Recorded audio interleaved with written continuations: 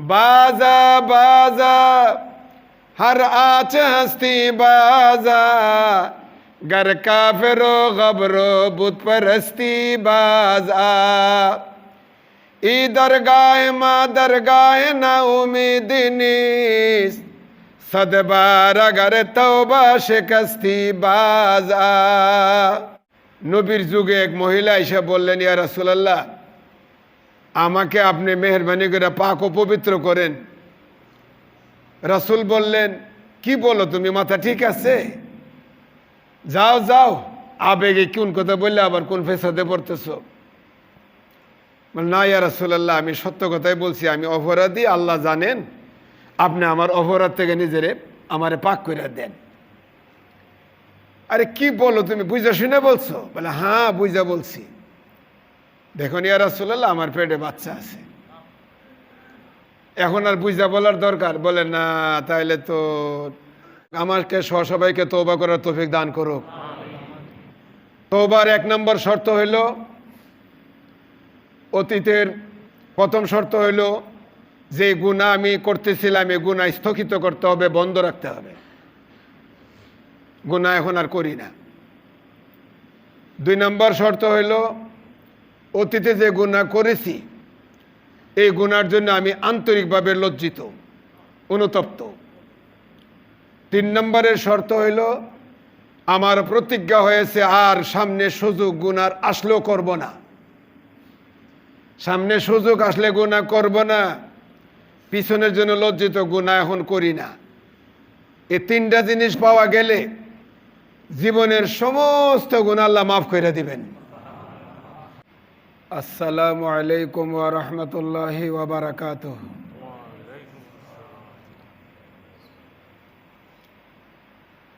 আলহামদুলিল্লাহ আলহামদুলিল্লাহি ওয়া কাফা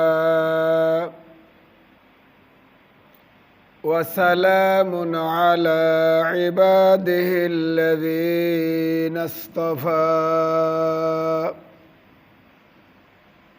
أما بعد فأعوذ بالله من الشيطان الرجيم بسم الله الرحمن الرحيم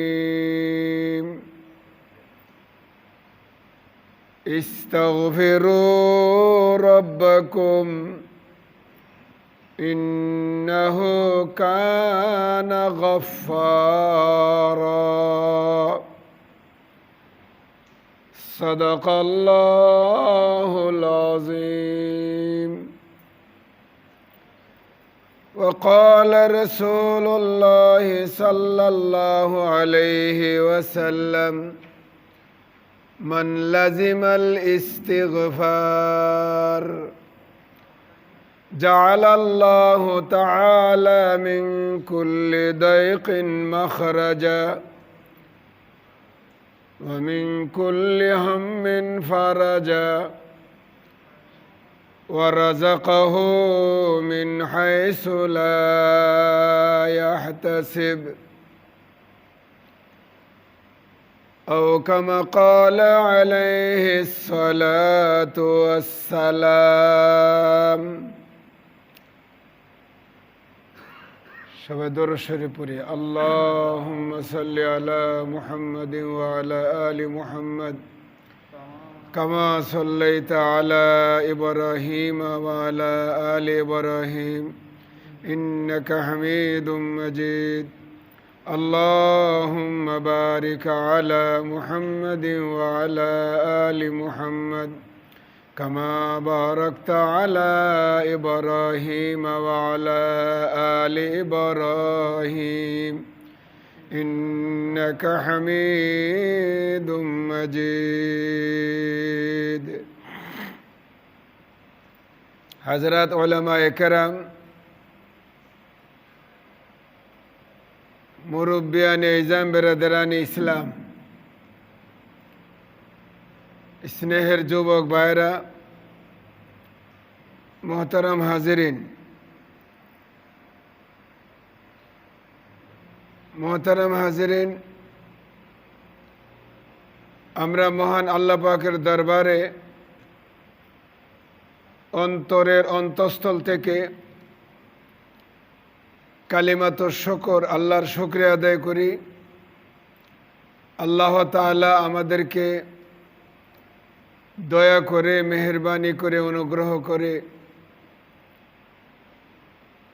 আল্লাহ পাকের ঘর মসজিদে উপস্থিত হয়ে নামাজ আদায়ের সুযোগ দিয়েছেন। এই জন্যে আমরা সবাই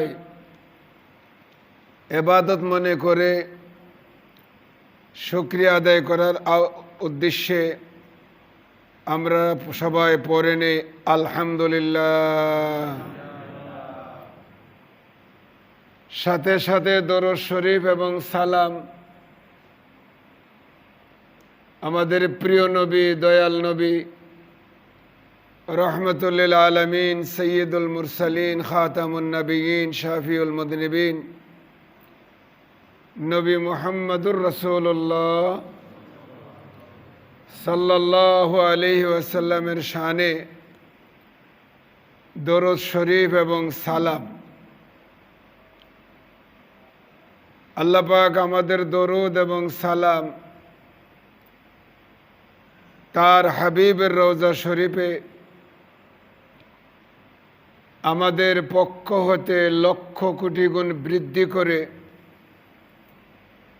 মদিনা শরীফে, রওজা শরীফে হাদিয়া হিসাবে আল্লাহ পাক দান করুক। সবাই আমরা নবীর ভালোবাসা, মহব্বত, ইশক এবং প্রেম এর উদ্দেশ্যে আমরা সবাই আওয়াজ দিয়ে আবার পড়ে নে আমিন। মোহতারাম হাজিরিন, নিশ্চয়ই আপনাদের মনে আছে, মনে থাকারই কথা, গত জুমায়, গত শুক্রবার জুমার পূর্বের আলোচনায় আমি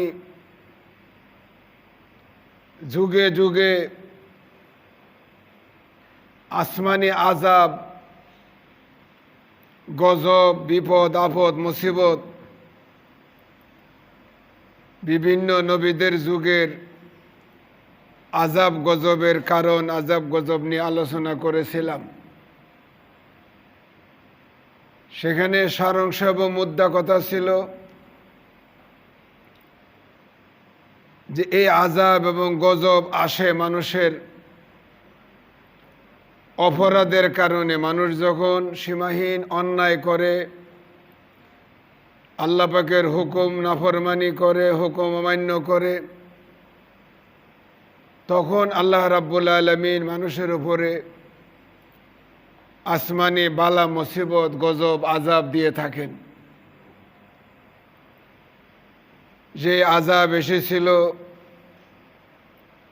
হযরতে নূহ আলাইহিস সালামের জামানায়, যে আযাব এসেছিল হযরতে লূত আলাইহিস সালামের জামানায়, মূসা আলাইহিস সালামের জামানায়, কওমে আদ, কওমে সামুদ, কারণ এই আযাব গজব এসেছিল তাদের অপকর্মের কারণে। অপরাধীরা নিজেরা অপরাধ করে এবং চায় সমাজ অপরাধে ডুবে থাকুক। কারণ চেয়েছিল, কারণ মূসা নবীর জামানার ধনকুবের মালিক, ধনভাণ্ডারের মালিক।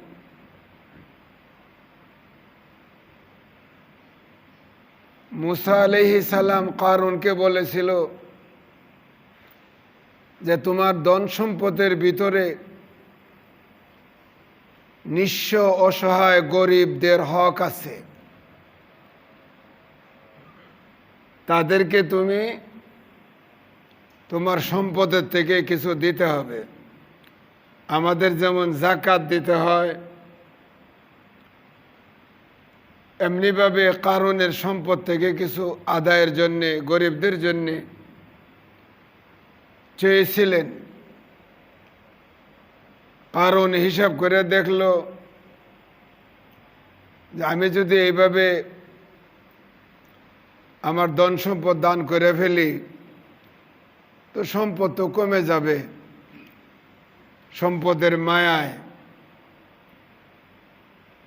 সে কিছু করতে রাজি হইল না, বরং মুসা নবীর এই দাওয়াতটাই বন্ধ করে দেওয়া যায় কিনা। মোহতারাম হাজেরিন, আল্লাহ সম্পদ দেন, দিয়া দন বুঝে মন কেড়ে নিতে কতক্ষণ। হাদিসের কিতাবে আছে আল্লাহ সম্পদ দিয়া মানুষকে পরীক্ষা করেন। হযরতে প্রিয় নবীর হাদিসের বিভিন্ন কিতাবে আছে যে আল্লাহ 3 ব্যক্তিকে সম্পদ দিয়া পরীক্ষা নিলেন। এর এক ব্যক্তি হলো এমন যে সে জন্ম অন্ধ, একজন জন্ম অন্ধ, একজন হইল শ্বেতরোগ, আরেকজন হইল টাক পরা বা শরীরের। 3 জনের কাছে আল্লাহ ফেরেশতা পাঠাইলেন বিসূরাতি আদামি, মানুষের আকৃতিতে আসছেন ফেরেশতা, কিন্তু বাহ্যিক দেখা যায় মানুষ। আসছেন তিনি শ্বেতরোগলার কাছে, এসে বললেন যে ভাই কোনো সমস্যা? বলল যে হ্যাঁ, আমার সমস্যা হলো আমার শরীরের এই যে চামড়া এই অবস্থা হয়েছে, আমাকে দেখলেও বিশ্রী দেখায় আর মানুষও আমার কাছ থেকে দূরে সরে থাকে। ওই জামানায় এটাকে বেশি ঘৃণার নজরে দেখা হয়েছে। তো ফেরেশতা তো আল্লাহর পক্ষ থেকে আসছেন, পরীক্ষার জন্য আসছেন। বললেন যে দেখো, আমি তোমারে দম করে দেই, হাত বুলাই দেই, চিকিৎসা, আল্লাহ তোমার এর থেকে নাজাত দান করবে, ভালো হয়ে যাবা।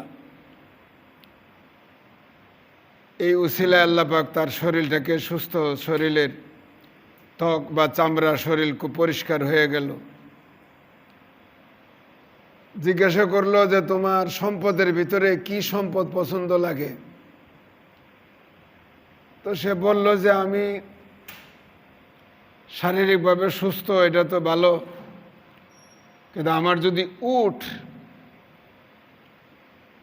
আমি সংগ্রহ করতে পারতাম, উট রাখাল, উটের পালন, উটের ব্যবসা, এটা আমার এটা পছন্দনীয়। এই ফেরেশতা আল্লাহর পক্ষ থেকে তার জন্য একটি উটনি, স্ত্রী জাতীয়, পেটে বাচ্চা, এমন একটা উট তার জন্য দান করে দিলেন এবং বরকতের জন্য দোয়াও করলেন। বরকত। দ্বিতীয় ব্যক্তির কাছে গেলেন যার টাক পরা, শরীরে পশম নাই। তাকেও জিজ্ঞাসা করার পরে সে বলছে যে আমার তো এই সমস্যা। ফেরেশতা তার শরীরে হাত বুলাইলেন, দোয়া দিলেন, আল্লাহর কুদরতে সে আস্তে আস্তে করে সুন্দর হয়ে গেছে। জিজ্ঞেস করছেন তোমার সম্পদের কি লোভ আছে, প্রয়োজন মনে করো? বলে আমি গরু পালাকে পছন্দ করি। তো এটা গাভী বাচ্চাওয়ালা তাকে দিয়ে দিলেন, বরকতের জন্য দোয়াও করে দিলেন।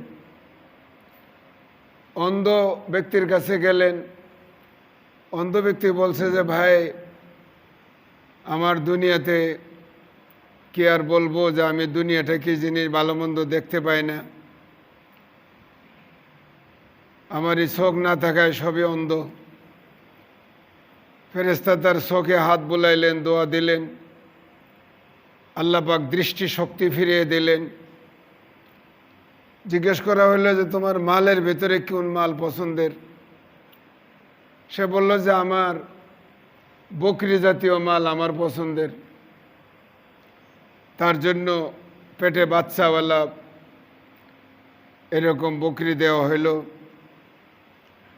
বরকতের দোয়া, আল্লাহর কুদরত, অল্প দিনে প্রত্যেকে বড় সম্পদশালী, পিছু টান নাই। বরকত থাকলে যা হয়, কোনো লসে পড়ে না, কোনো বিপদ নাই, কোনো আল্লাহ পাক তাদেরকে অনেক সম্পদের মালিক বানিয়ে দিয়েছেন, অনেক সম্পদের মালিক। বহু বছর পরে আবার সে ফেরেশতাকে ফিরে পাঠাইলেন। তিনি মানুষের আকৃতিতে এসে শ্বেত পরা লোকের কাছে দেখা করে বললেন যে আমি একজন পথিক, আমি একজন মুসাফির, আমি সফরে থাকা অবস্থায় আমার হাত খালি হয়ে গেছে, দেশে যাওয়ার মতো কোনো ব্যবস্থা নাই। আমি একজন নিঃস্ব বা গরিব হিসাবে দেশে যাওয়ার জন্য আপনার কাছে কিছু সাহায্য প্রার্থনা করছি।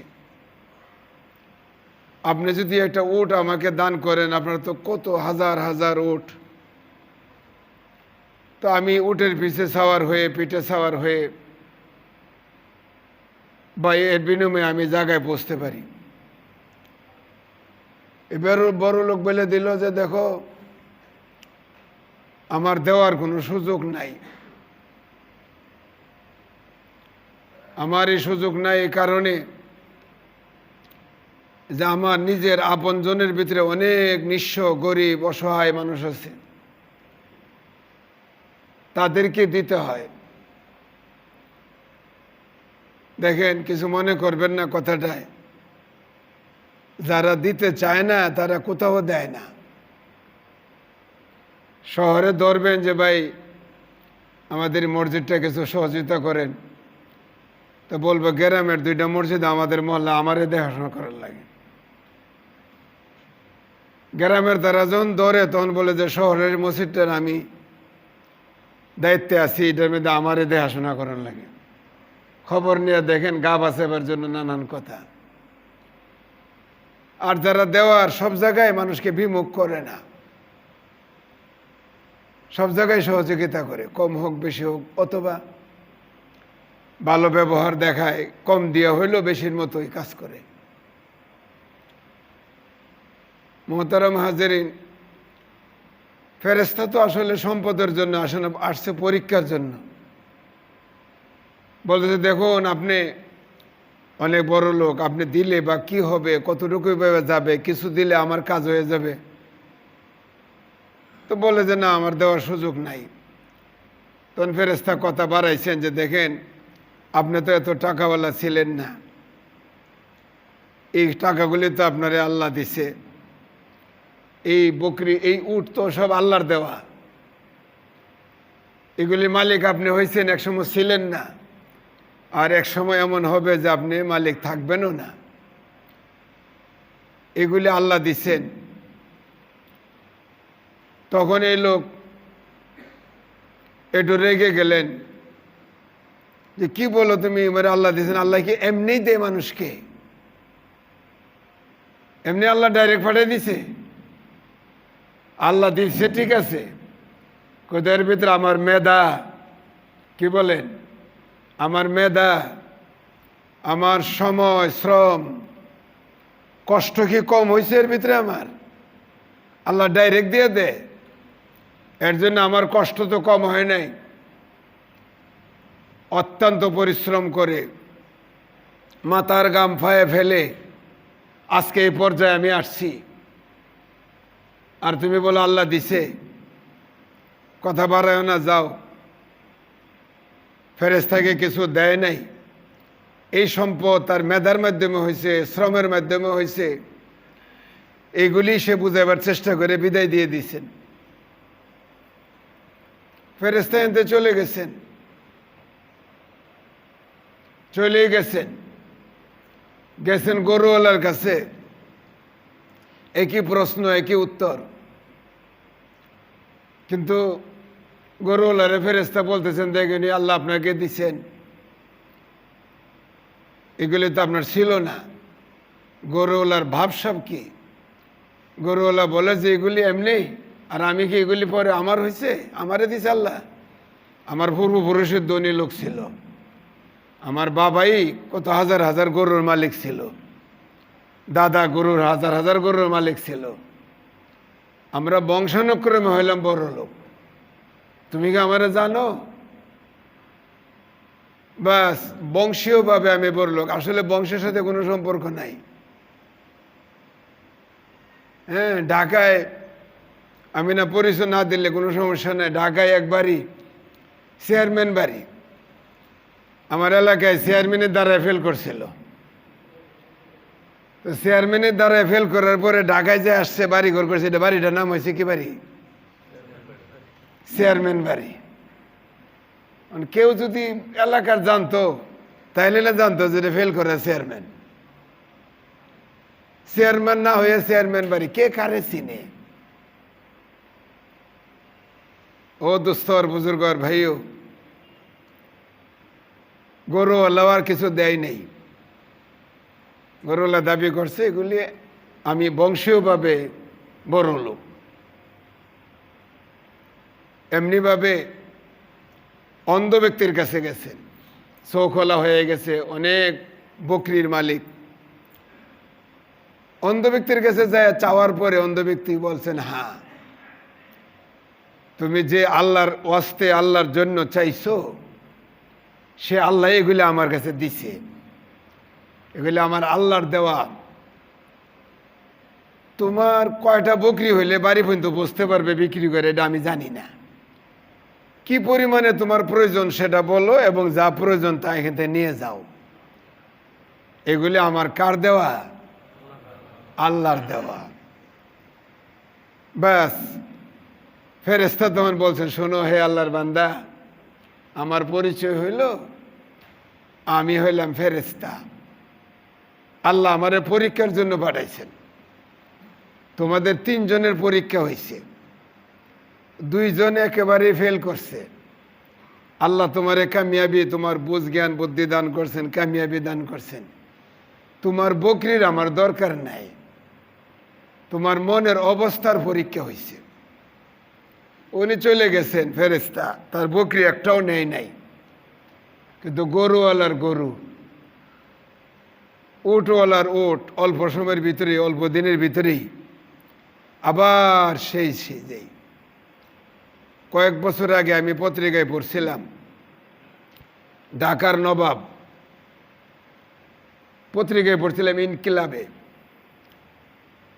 ঢাকায় সর্বপ্রথম যে গাড়িটা চালাইছিল, ঢাকায় সর্বপ্রথম যে গাড়ি, ইঞ্জিন চালিত গাড়ি, তাদের একটা লাইফ হিস্টোরি দিছে যে তাদের বংশে এখন ভিক্ষুক আছে অনেক।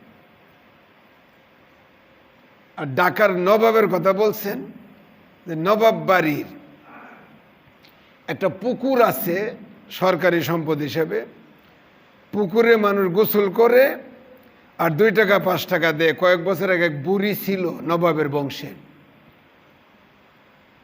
এই পুকুরের আয় দিয়া সংসার চালাইতো। আলহাজ কামরুদ্দিন নামক একজন লোক নিউ মার্কেটে গাউসিয়া স্বর্ণের দোকান, তিনি বলছিলেন আমাকে যে বুড়ির সাথে ওনার দেখা হয়েছে, বুড়ি স্বর্ণপাতি আইনা দিত আর কিছু টাকা নিত। এখন নবাবের বলতে কেউ নাই, তাদের কিছু লোক বিদেশে আছে, বাংলাদেশে তাদের কোনো অস্তিত্ব। আল্লাহ পাক এপার বাঙ্গে অপার গড়ে, এই তো নদীর খেলা, সকালবেলার ধনী তুমি, গরিব সন্ধ্যাবেলা। আল্লাহ পাক কখন কাকে কিভাবে করে, কত গরিব মানুষ কোটি কোটি টাকার মালিক হয়েছে, আর কত কোটি কোটি টাকার মালিক বংশধরেরা এখন খুঁজে পাওয়া যাচ্ছে না। এটা আল্লাহ পাকের খেলা, আল্লাহ পাকের কুদরতের তামাশা খেলা। আমার আজকে এই বিষয় ছিল না, আমার গত শুক্রবারের মুদ্রা কথা যে মিস্টার কারুন টাকা পয়সা দেওয়া লাগবে, এই জন্য নবীর বিরুদ্ধে ষড়যন্ত্র। একজন মহিলাকে টাকা পয়সা দিয়া গুছাইয়া গেছে, মুসা নবীর বয়ানের মেয়েদের এনে দাঁড় করাইছেন। মুসা নবীর ডিস্টার্ব বহুতভাবে করেছে, কিন্তু সর্বশেষ ডিস্টার্ব হইল নারী দিয়ে ওনাকে ফাঁসানো, নারী কেলেঙ্কারি, নারী কেলেঙ্কারি। বাস মুসা নবী ওয়াজ করতেছেন, মুসল্লিরা বসা আছেন, এক মহিলা সামনে এসে হাজির হয়ে, এই মুসা, কথা পরে আগে আমার বিষয়ে কথা বলো। তুমি আমার সাথে অবৈধ সম্পর্ক, আর তোমার বাচ্চা আমার পেটে। সব মুসল্লি কারণ তো বসে আছেন, আগের থেকে লোক রেডি হাউকাউ করার জন্য, ঘেরাও করার জন্য, মায়ের দৌড় দেওয়ার জন্য আগের থেকে লোক রেডি, যে এইটা হয়ে গেলে সাকসেস হইলে, মুসা শেষ হয়ে গেলে আমরা নিরাপদ, অপরাধের জগৎ করতে পারবো। কিন্তু মুসা তো কালিমুল্লাহ, মুসা তো আল্লাহর ডাইরেক্ট নবী, এ তো স্বাভাবিক বিষয় না, অন্যদের মতো মামলা না। মুসা একেবারেই অধৈর্য হয়ে আল্লাহর দিকে আওয়াজ দিয়ে, ইন্না লিল্লাহি ওয়া ইন্না ইলাইহি রাজিউন, আল্লাহু আকবার। এরপরে বলেন, ইয়া আরদ খুস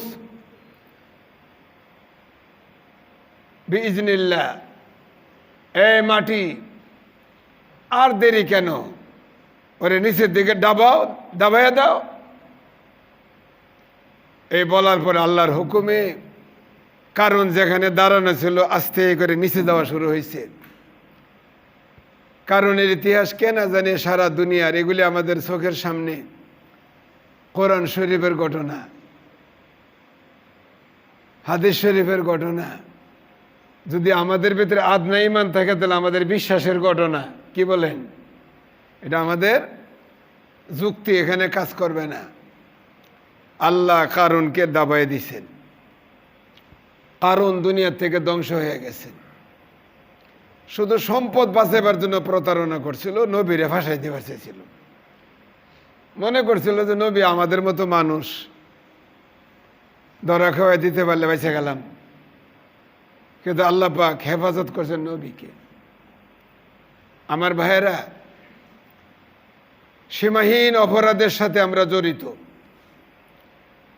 প্রকাশ্যে গোপনে অপরাধের সাথে জড়িত। অন্যায় অপরাধ আমাদের রন্ধ্রে রন্ধ্রে প্রবেশ করেছে। দুর্নীতি, অন্যায় অপরাধ, অত্যাচার, জুলুম, নির্যাতন, মিথ্যা কথা বলা, সমাজে একেবারে এগুলি রন্ধ্রে রন্ধ্রে ঢুকে গেছে। আর এই জন্যই আসমানি বালা মুসিবত নবী দোয়া করছিলেন, এই জন্য সারা দুনিয়া একসাথে ধ্বংস হবে না, কিছু অংশের ধ্বংস হবে। আর মহা এই অবস্থা দেখে অন্যরা সতর্ক হবে। এগুলি সতর্কবাণী আল্লাহর পক্ষ থেকে। এই ভূমিকম্প, এটা আল্লাহর পক্ষ থেকে সতর্কবাণী। ভূমিকম্প এটা নীরব সতর্কবাণী। এই ভূমিকম্প যখন জিনা বেবিচার দুনিয়াতে একেবারে ব্যাপকতা লাভ করে, তখন জমি ভূমিকম্পের মাধ্যমে জাতিকে সতর্ক করে আল্লাহর কুদরতে ভাবে। মহান আল্লাহ যে ক্ষমতাধর। এই যে আমাদের দেশে কয়েকদিন পর পরে ভারতে যা ঘটে গেল, আমাকে একজন দেখাইলো, আমি দেখতেছিলাম ঘর বাড়ি গরু, হ্যাঁ, তাদের গবাদি পশু সব কি হচ্ছে,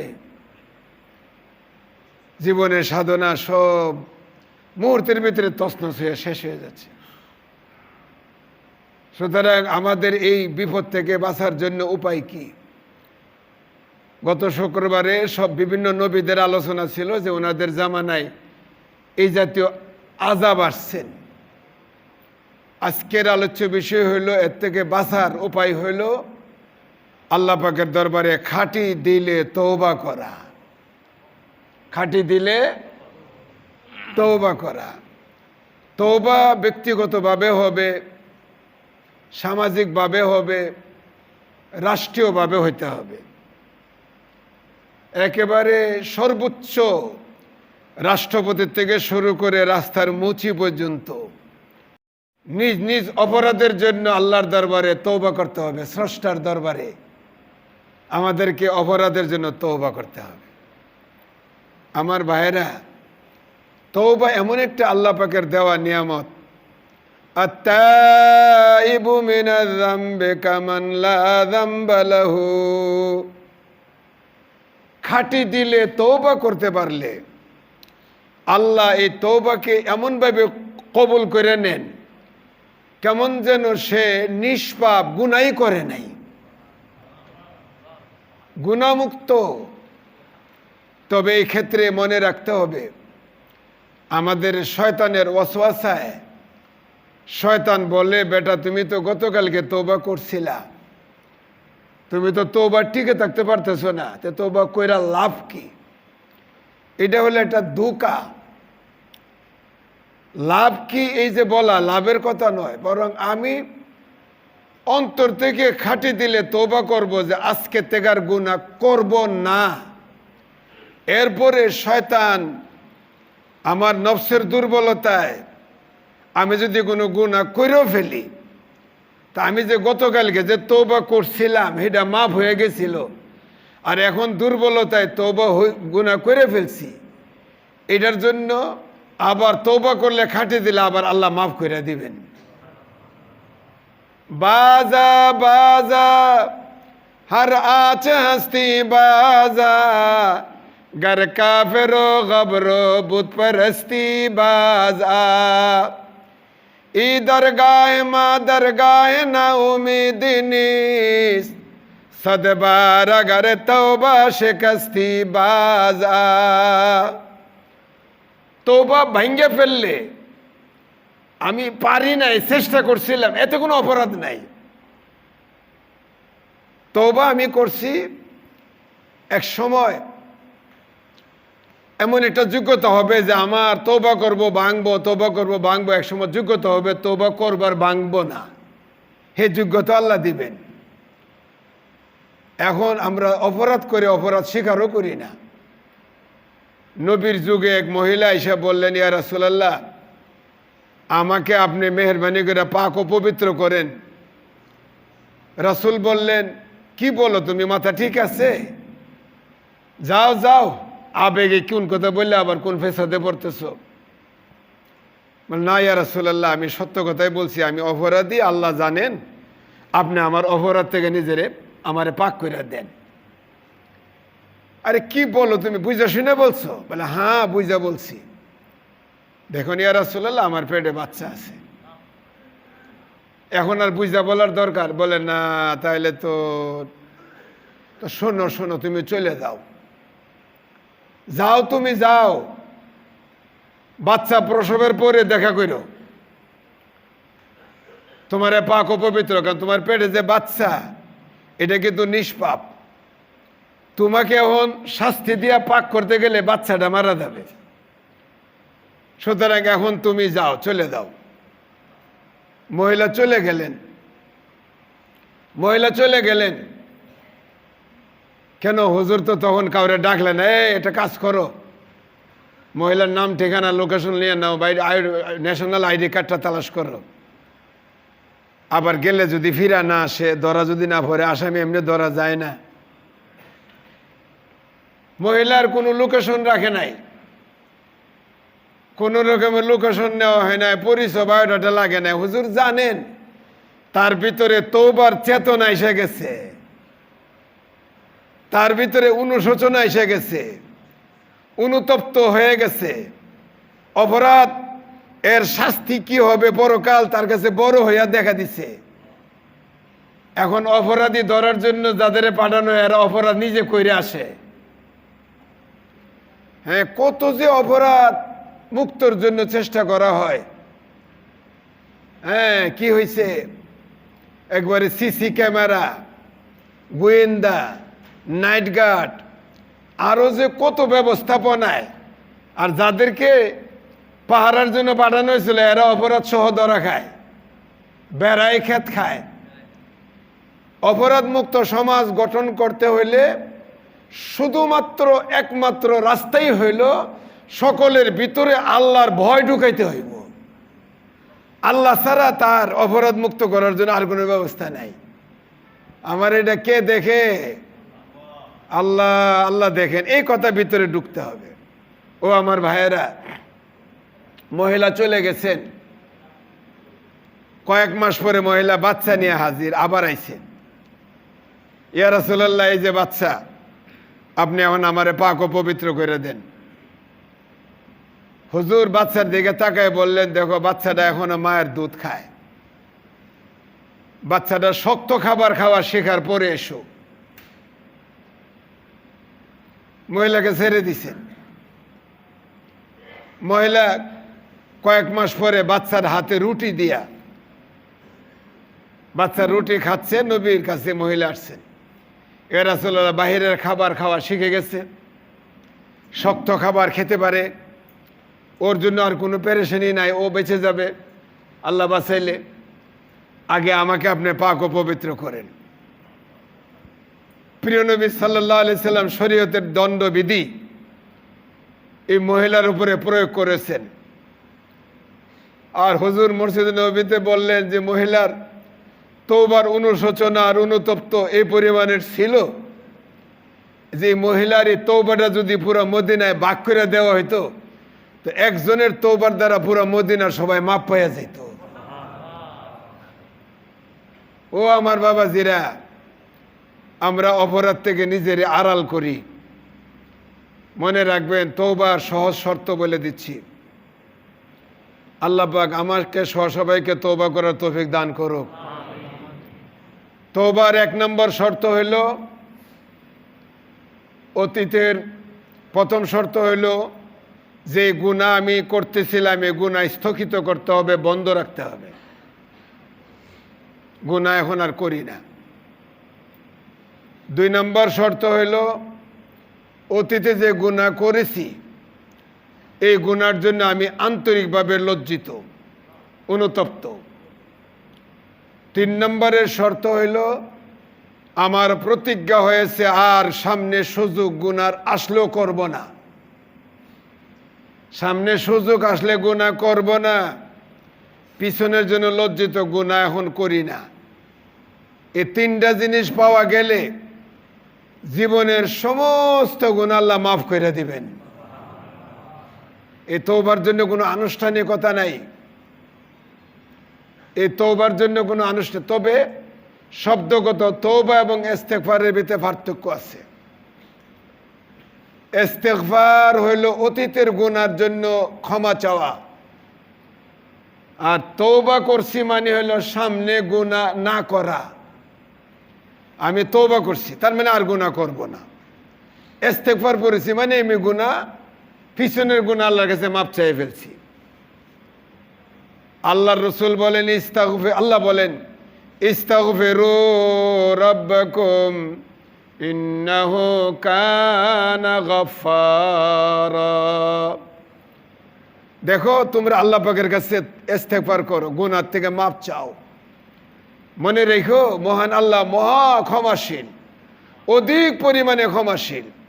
মনে করো না যে তুমি গতকালকে তওবা করছো আজকে সমস্যা, না না না, তুমি ডেলি তওবা করো, বারবার তওবা করো, প্রত্যেকবার তওবা করো। ইস্তেগফারের ভিতরে বারবার তওবা শব্দটা আসছে। ইস্তেগফারকে আমাদের মাদ্রাসার ভাষায় বলে আমরের সেগা, নির্দেশ চলমান। ইস্তেগফার করতেই থাকো, আস্তাগফিরুল্লাহ আস্তাগফিরুল্লাহ। গুনাহ করে তওবা করা, গুনাহ করা, ইস্তাগফিরু, গুনাহ করা আমাদের হযরতওয়ালা বা উর্দুওয়ালারা বলেন গুনাহ কারণে হাগ না, পায়খানা করে দেওয়াকে উর্দু ভাষায় হাগ না বলে। তো গুনাহ করছে মানে আমি পায়খানা করে দিছি। তো গুনাহ করার পর, পায়খানা করার পরে বাচ্চা যখন পায়খানা করে, পায়খানা করতেও আরাম পায়, কিছুক্ষণের পরে পায়খানা শরীরে মেখেও ফেলে, কিন্তু এরপরে এটা অস্থিরতা লাগে। সেই অস্থিরতার জন্য বাচ্চা কি করে? কেঁদে ফেলেন। বাচ্চা যখন কাঁদে তখন মা বাপ টের পায় ও কাপড় নষ্ট করে ফেলছে। তখন মা বাপের কাজ কি? তার পায়খানাটাকে ঘৃণা করে, বাচ্চাটাকে আবার মায়া করে। তখন পায়খানা যেন না লাগে এইভাবে বাচ্চাটাকে পানিতে নিয়ে যায়। পায়খানা গায়ে লাগবে না, অথচ পায়খানাটা ঘৃণা করে, বাচ্চাটাকে মায়া করে। আল্লাহ পাক রব্বুল আলামিনও বান্দাকে মায়া করেন, বান্দার গুনাহকে আল্লাহ ঘৃণা করেন। আল্লাহ পাক ওই তার গুনাহ যখন কেঁদে ফেলে বাচ্চার মায়ের মতন, মা করে কি বাচ্চাটাকে পরিষ্কার করে আবার নতুন কাপড় পরাইয়া, শুকনা কাপড় পরাইয়া দেয়। কোনো মা কি দুনিয়াতে এমন কেউ দেখছেন? আমার জীবনে পড়ে না, আপনাদের হয়েছে কি না, যে আমার বাচ্চা ডেইলি 5 বার পেশাব করবে, 2 বার 3 বার পায়খানা করে, সুতরাং এতবার কাপড় পাল্টায় পরিষ্কার করা আমার দ্বারা সম্ভব না। সারাদিন পায়খানা করে জমুক, রাত্রেবেলা ঘুমের সময় পরিষ্কার, সারা রাত পায়খানা পেশাব করে নষ্ট করুক, সকালবেলা ওয়ানটা একবারে পরিষ্কার। এরকম কোনো মা পাইছেন না? আমাদের মায়েরা যতবার পায়খানা ততবার পরিষ্কার। আমাদের মায়েরা যতবার পায়খানা ততবার পরিষ্কার। আমাদের মায়ের চেয়ে আমাদের মাওলা আমাদেরকে হাজার হাজার গুণ বেশি ভালোবাসে। সুতরাং বান্দা যতবার গুনাহ, আল্লাহ ততবারে বান্দারে মাফ করে দেন। এরপরে আমরা মাফ চাই না, আমরা মাফ চাই না। যতবার গুনাহ ততবার মাফ করেন। ও আমার বাবাজিরা, আমরা ছোটবেলা কতবার পেশাব পায়খানা করছি, কিন্তু এখন পায়খানা কখন করি এটা মা বাপ জানেও না। কত সতর্ক, এখন মা বাপ টের পায় না আমি সারাদিনে পায়খানা করছি কিনা, প্রস্রাব করছি কিনা, টেরও পায় না। সতর্ক মানুষও এরকম ভাবে আল্লাহর কাছে তওবা করতে করতে করতে করতে একবার অবস্থা এমন হবে যে তার গুনাহ থেকে সে এমনভাবে যে সে গুনাহ থেকে মুক্তই হয়ে যাবে, কেউ টেরও পাবে না। আমার বাবাজিরা, এই জন্য গুনাহ থেকে বাঁচার জন্য আমরা তওবার আমল চালু রাখবো। এই তওবার জন্য হুজুরদের কাছে আইসা আমাদের আইসা ফি দিয়েন না। তওবার জন্য আসে আমাদের বলে, হুজুর আমার আব্বার একটু তওবা করাই দেন। তারপরে আমরা যাই, গেলে আবার 1000 টাকা ফি আছে। ডাক্তারের ফিস তো এটা কম না, 1000 টাকা ফি, বা পয়সাওয়ালা হলে তো আরো ফি দেয়। গেলাম, গিয়া বলি তওবা কিয়া মাইনে সব বুরি বাতু সে সব বুরি কামু সে। যারে তওবা করায় ওর পঞ্চ ইন্দ্রিয় ঠিক নাই, ও বলতেই পারে না, কোনো শব্দ না, কিছু না, ওর কোনো লাভ হয় না। লাভ হয় যিনি তওবা করাতে যায় আমি আমার, তার কোনো লাভ নাই। তার লাভ হলো কোন সময়? হাদিস শরীফে আছে, ইন্নাল্লাহ ইয়াকবালু তাওবাতাল আবদি মা লাম ইউগারগির। বান্দার তওবা কবুল হয় পঞ্চ ইন্দ্রিয় ঠিক থাকা অবস্থায়। ওটা কানেও শোনেন, আব্বা আমার চিনেন না, আমি কে ওটা বলতে পারে না, এই সময় তওবা করাতে যায়। ইন্নাল্লাহ ইয়াকবালু তাওবাতাল আবদি মা লাম ইউগারগির।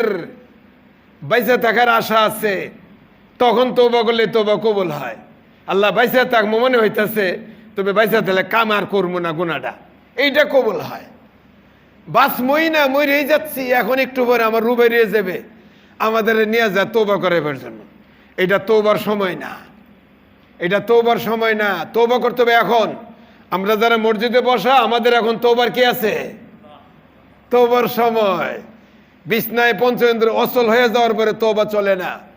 সুতরাং আসুন আমরা তওবা করি, আর সবসময় হাতে একটা তসবিহ রেখা আস্তাগফিরুল্লাহ রাব্বি মিন কুল্লি যামবি ওয়া আতুবু ইলাইহি লা হাওলা ওয়ালা কুওয়াতা ইল্লা বিল্লাহিল আলিয়্যিল আযীম। এই আমলটা করতে থাকি। এই আমলটা নগদ ফায়দা। 1 নম্বরের ফায়দা হলো, যে ব্যক্তি অসংখ্যবার আস্তাগফার পড়ে, প্রথম কাজ হলো আল্লাহ পাক রব্বুল ইন্নাল্লাহ ইয়াকুলু মানে মান লাজিমাল ইস্তিগফার জাআলাল্লাহু তাআলা মিন কুল্লি দাইকিন মাখরাজা। যে লোক ইস্তিগফার খুব করতে থাকে, আল্লাহ পাক তারে আকস্মিক কোনো বিপদে ফেলায় না। অ্যাক্সিডেন্টে নাই, দুর্ঘটনা নাই, বিপদে নাই, টর্নেডোতে নাই, ঝামেলা নাই। ওর তো ইস্তিগফার আছে আর কি। ওই ইস্তিগফারের কামলে ফাঁকে ফুঁকে বাচ্চা যায়, একেবারে এমনি এমনি কেমন জিনিস বেরিয়ে গেছে, এটা পায় না, বিপদ তারে ধরতেই পারে না। ও বিপদের আগে বা পরে থাকে, ধরাই খায় না। 2 নম্বরে ওমিন কুল্লি হাম্মিন ফারাজা, আল্লাহ পাক তাকে টেনশন মুক্ত রাখেন, দুশ্চিন্তা মুক্ত থাকেন। আমাদের তো ওই টেনশনে ঘুমই আসে না, রাত এদিক ওদিক হয়ে গেলে ঘুম আসে না, অথচ এই লোকের কি আসবে? ঘুম আসবে, একেবারে শান্ত শুইলে ঘুম। 3 নম্বর হইল ওয়ারাযাকাহু মিন হাইসু লা ইয়াহতাসিব, ব্যবসা ছোট, দোকান ছোট, চাকরি ছোট, কিন্তু চলে খুব সতর্ক, মানে আরামসে। ওয়ারাযাকাহু মিন হাইসু লা ইয়াহতাসিব, ছোট্ট একটা ব্যবসায় বরকত, আল্লাহ তাআলা বরকত দিচ্ছেন, চলে ফিরে খুব আরাম। কোটিপতি অনেক পয়সা হলো এটা পারে না, অনেক পয়সা হলেও পারে না, অল্প পয়সা এসে সুন্দর আরামে চলে, অথবা নিরাপদে আছে, কামাই রুজির মধ্যে বরকত হয়ে যাচ্ছে। এই বরকত এটা বড় জিনিস। আল্লাহ পাক আমাদের সকলকে খাটিয়ে দিলে তওবা করার তৌফিক দান করে। সবাই বলুন আমিন। ওয়া আখিরু দাওয়ানা আনিল হামদুলিল্লাহি রাব্বিল আলামিন। জি ভাই।